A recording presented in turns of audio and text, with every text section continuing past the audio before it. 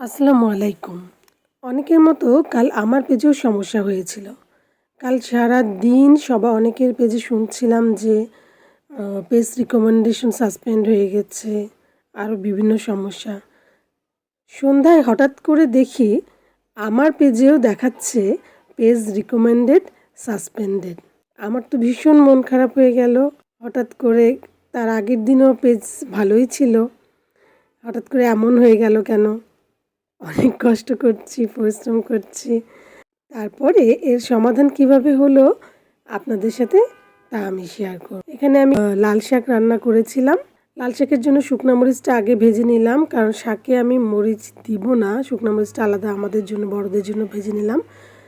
আমার ছোট বেবি লাল শাক খায়। আর সাথে করেছিলাম ইলিশ। শাকটাতে অনেক পানি বের হয়ে গেছে, পানিটা ঝেড়ে ফেলা হয়নি।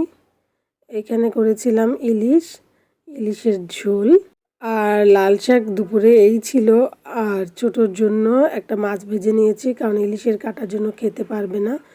রাতে আবার আমার বর বলল সে পোলাও আর গরুর মাংস খাবে, সেই জন্য গরুর মাংস রান্না হচ্ছে এবং পোলাও রান্না হয়েছে।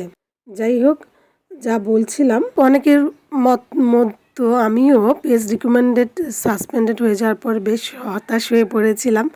কি করব, অনেক ভিডিও খুঁজে খুঁজে দেখার চেষ্টা করলাম, দেখলাম। তারপরে পেজেও বিভিন্ন খুঁটিনাটি দেখা শুরু করলাম, কিভাবে কি করা যায়। অনেকে বলল টু টাইপ ভেরিফিকেশনটা চেক করতে গেলাম। ওখানেও আমার টু টাইপ ভেরিফিকেশন করা আছে আমার আইডিতে, তারপরও কাল করতে গেলাম, এত অল্প সময় দিচ্ছিল, আমি ওটাকে আর নতুন করে করতে পারলাম না।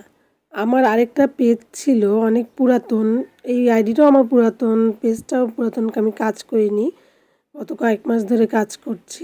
সে পেজটা আমি ব্যবহার করি না, সেই পেজটাকে আমি ডিলিট করে দিলাম যে ওখানে কোনো ভায়োলেশন হয়েছে কি না। তারপরে খুব মন খারাপ নিয়ে কোনো ভিডিও পোস্ট না করে, এডিট না করে আজ সকাল পর্যন্ত আমি কোনো ভিডিও করতে পারি নাই, এতটা মন খারাপ হয়েছে আমার। পরে আজ সকালে হঠাৎ করে দেখি আমার পেজ রিকমেন্ডেশন চালু হয়ে গেছে, আলহামদুলিল্লাহ। তারপরেও যত দ্রুত সম্ভব আমি চিন্তা করেছি আমি একটি নতুন আইডি খুলে নিব এবং অ্যাডমিনটা ওখানে চেঞ্জ করব এবং আমার পেজের ছোটোখাটো আর কি ভুল আছে সেগুলো যত দ্রুত সম্ভব সমাধান করব। আপনাদের কার কার পেজে এমন হয়েছে, কিভাবে সমাধান করলেন জানালে খুশি হব।